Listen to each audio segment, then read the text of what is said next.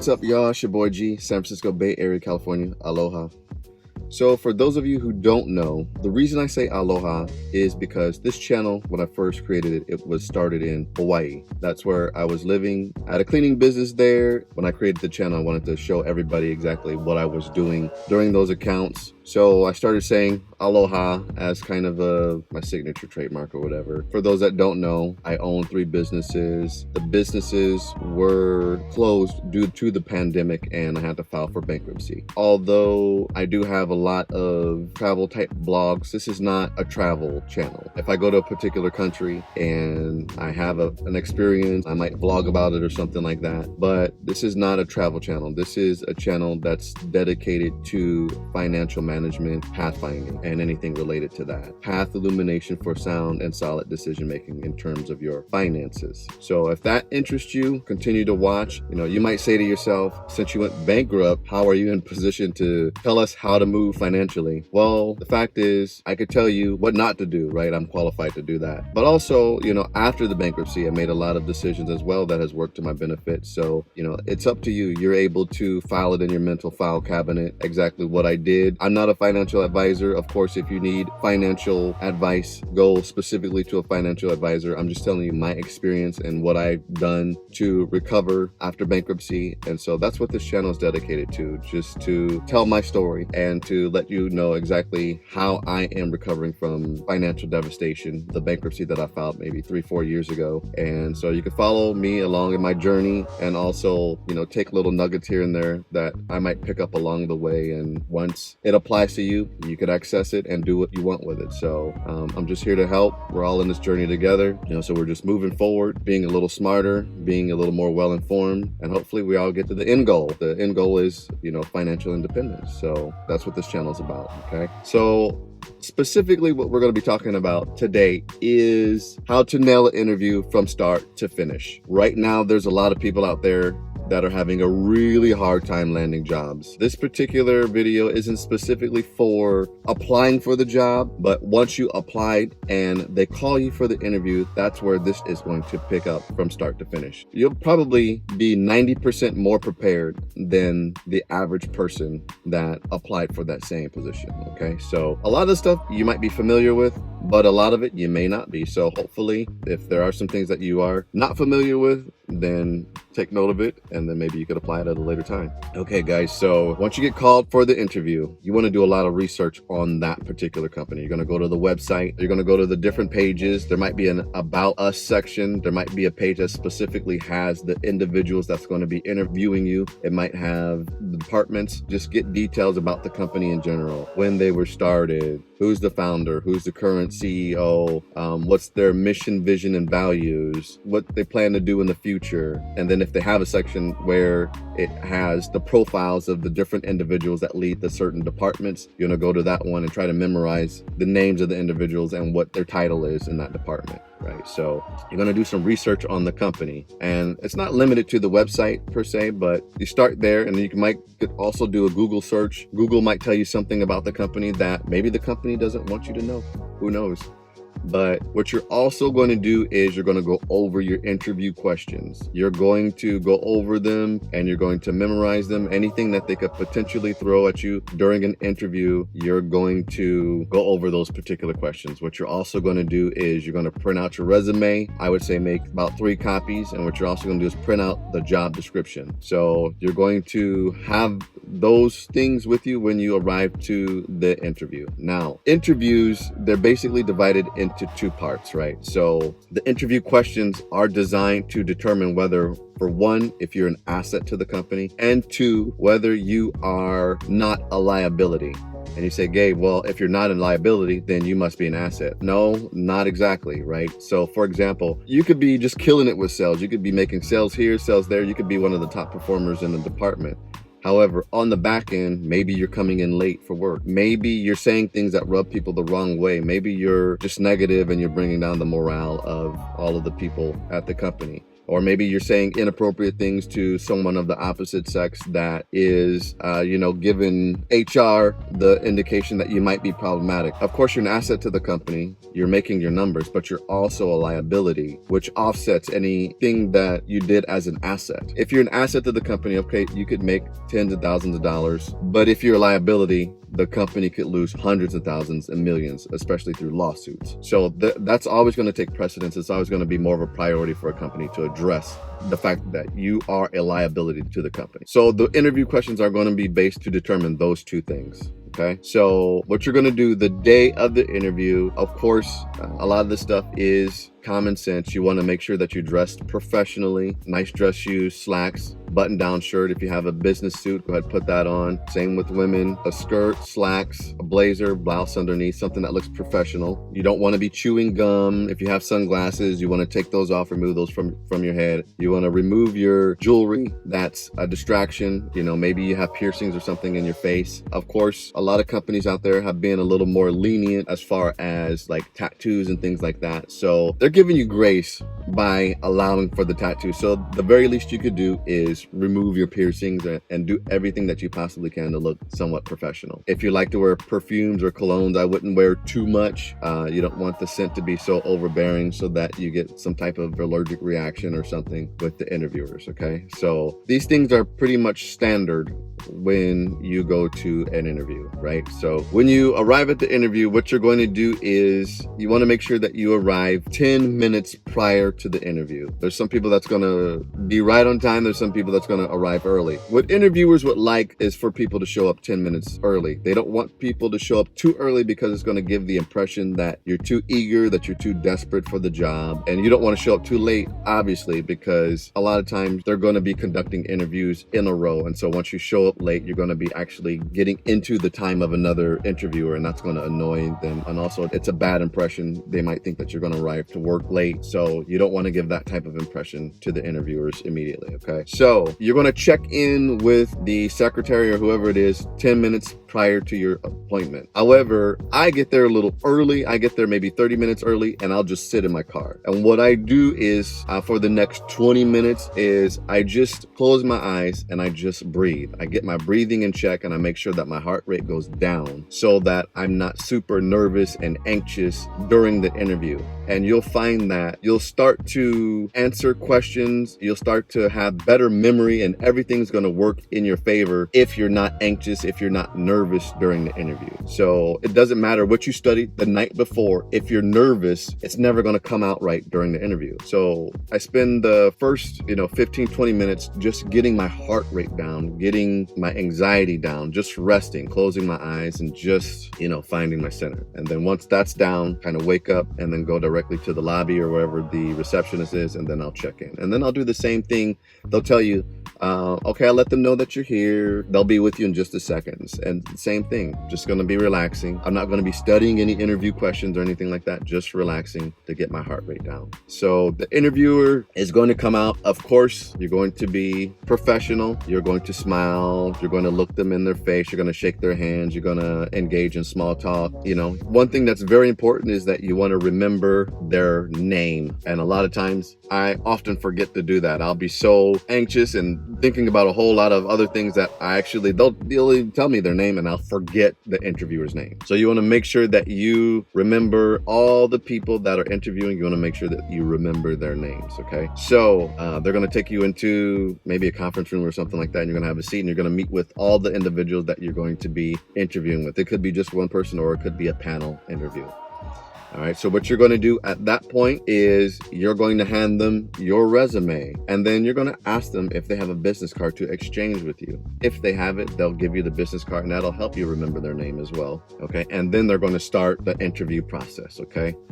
And so when they start the interview process, they may ask you something simple like, tell me about yourself. Remember I was telling you in the beginning about the two things that they look for during the interview questions, whether you're an asset or whether you're not a liability? That particular question is kind of an oddball because it's used for them to determine what your background is, of course, and if you fit in with the company culture, like what your likes and what your dislikes are and things like that. But what you're going to do is you're going to turn that into an asset question, right? So, of course, you're going to tell them about your background, your education, how many years experience you have, and then you may turn it around and say, I was taking a quick look at your job description and I noticed this particular position, it's requiring that the candidate be a good communicator. And then you're going to tell them all the things about you being a good communicator.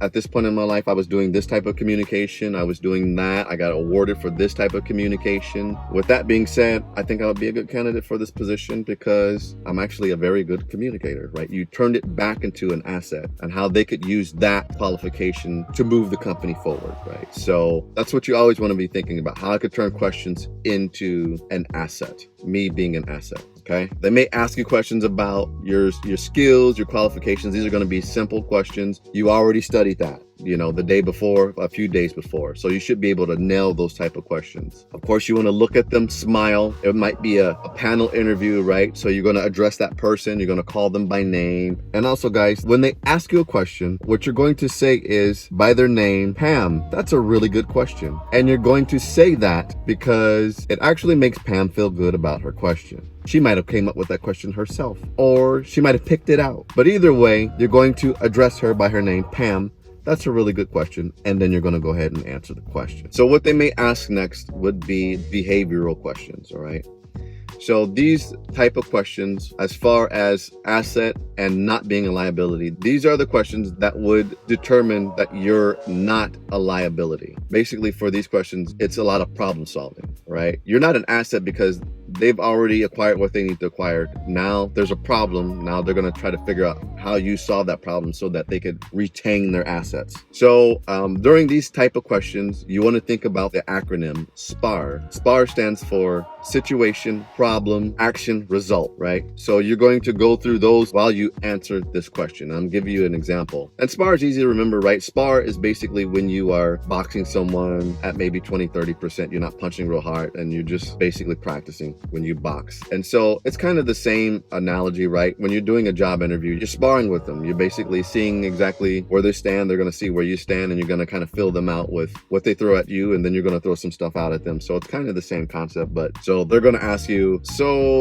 gee, tell us about a time in which there was a problem that you didn't expect happen and how did you resolve it? Is how they're going to present it to you. So you're going to remember the word SPAR, right? So SPAR, situation. So let me give you an example. Say if you worked at like a print shop or something like that. I am an associate at a print shop. We have this $15,000 a year client and they had a relatively big project that they had us print. It was about 15,000 brochures. I was printing these brochures and a beep came on the printer, right? So that's your situation. And then you're going to get into the problem. When I checked the screen on the printer, it was determined that there was some type of paper jam. I knew that this is going to be problematic because the client needed this particular project done at a particular time. So that is your problem. And then you could address the action. And then when you say the questions back to the interviewer, you could also say the situation was, the problem was, the action was, and the result was. You could actually start your response with that. So the action was that I immediately, and when you talk about action, you want to start that off with words like, with action words, immediately, promptly, right? So I immediately looked into the tray to see if I could dislodge the jam. And once it was determined that the jam was beyond the scope of what I could do, then I immediately contacted our technician for that particular printer. He's not going to be able to arrive until about 4:00 p.m. I immediately notified the client to let them know that there's going to be a slight delay on their project. And then I also offered to give them a discount of 20% with their project. So that is the action that you took. The result was the client was able to make some adjustments on their end so as to not be affected by the inconvenience of us producing their project late. And because our attentiveness and detail into the matter, when we called them for a billing inquiry, they immediately gave us another project, which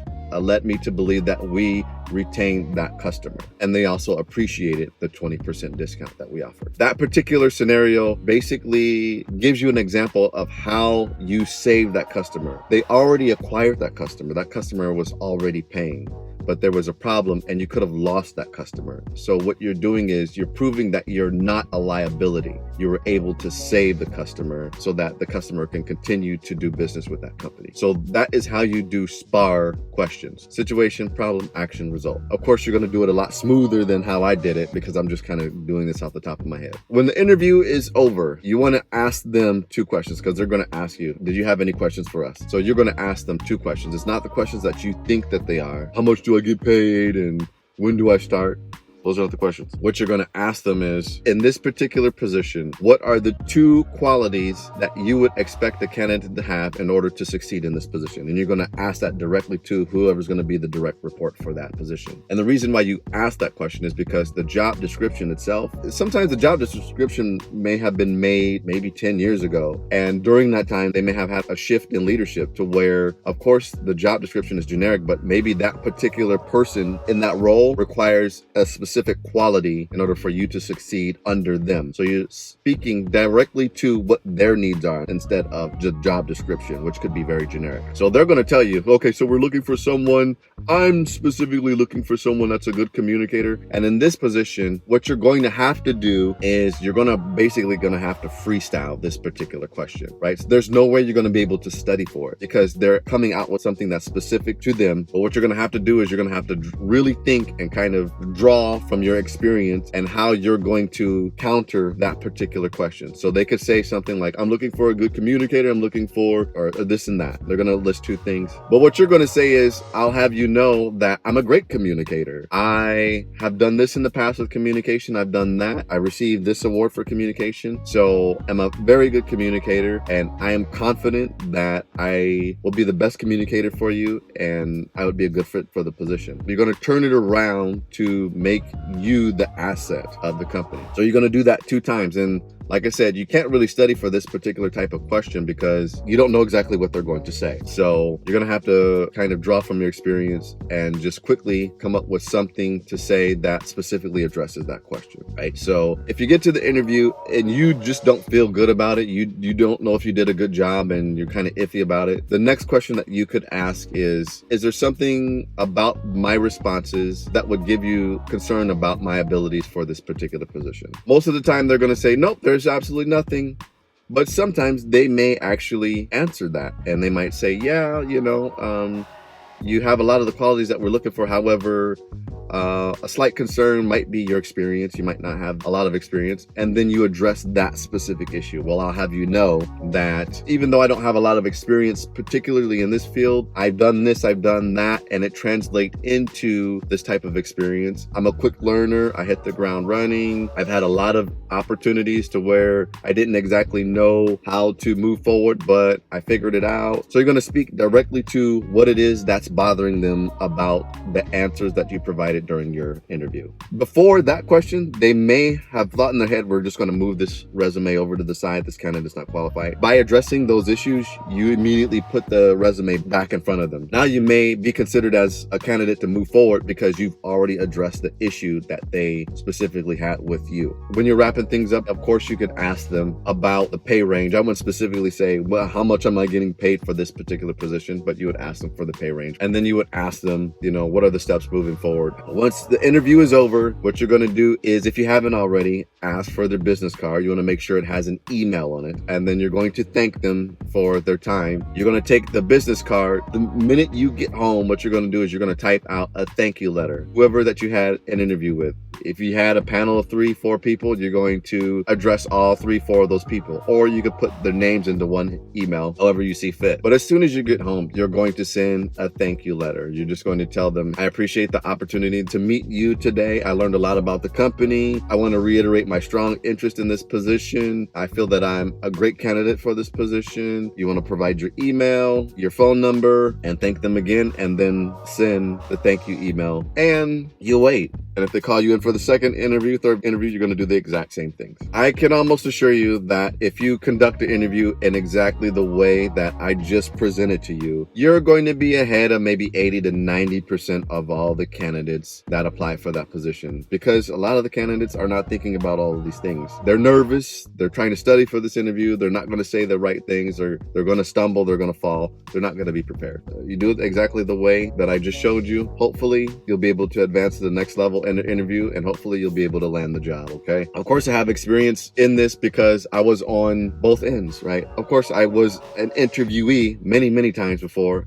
but I also was the interviewer, right? I've had management positions to where I was interviewing other individuals, and I also had my own company. I've had 3 companies in which I had to interview individuals for those companies. So I'm qualified to tell you exactly what I was looking for during the interviews. And so, like I said, I'm not an advisor, I'm not in HR, but just take what I present to you, file it in your mental file cabinet, and use it as you see fit, okay? So that is how you nail an interview. That's all I have for you today. It's your boy G, San Francisco Bay Area, California.